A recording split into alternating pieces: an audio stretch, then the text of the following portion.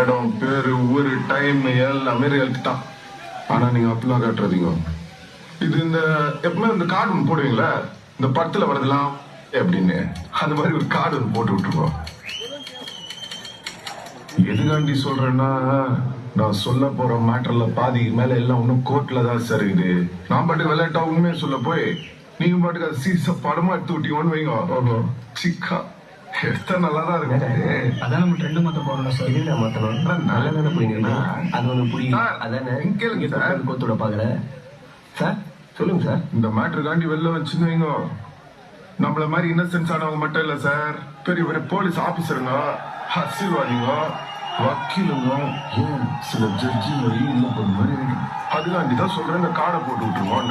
போட்டிங்கன்னு வைங்க, எனக்கு சேஃப்டி, நீங்களும் ஃப்ரீயா பட்டு எடுத்துக்கலாம். அது உண்மையாலுமே இருந்தா கூட யாரும் உங்களாண்ட வந்து எந்த வெளியும் எடுக்க. நல்ல ஐடியா சார், ஃபாலோ பண்ணிக்கிறேன் சார். அடுத்த நம்ம கேஸ் தான், நான் போயிட்டு வந்து ஃபுல் டீட்டெயிலா சொல்றேன்.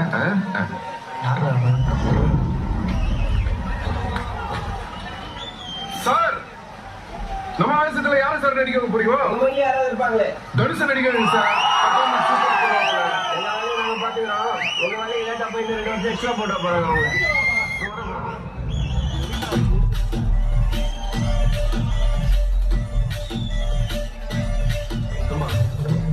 நான் சொல்லி கொடுத்தா நான் கொடுக்குறீங்க சார். அப்படியே சொல்லிடணும். நீ யார்கிட்ட வந்து என்ன மாட்டி விட்டுக்கிற உனக்கு ஐடியா இருக்குதா? ரெஸ்ட் எடுக்காம அப்படிங்க ரெஸ்ட் கிடைக்குமாவா?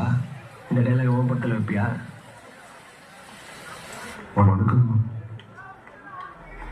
வணக்கங்கம்மா. அக்யூஸ்ட் தரப்பு வழக்கறிஞருங்கம்மா.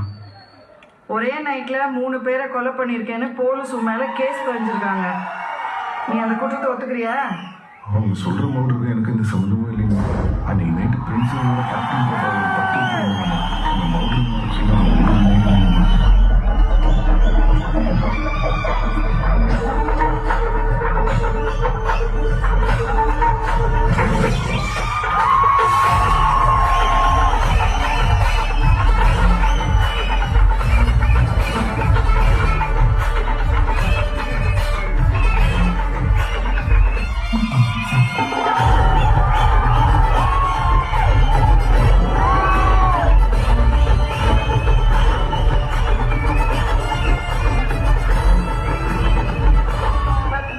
சொல்லியிருக்காங்களே.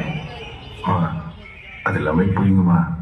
அக்யூஸ்ட் பிடிக்க முடியாத படத்துக்கு போயிட்டு வந்த என்ன போய் டேஸ்ட் உட்காரிச்சிட்டாங்க.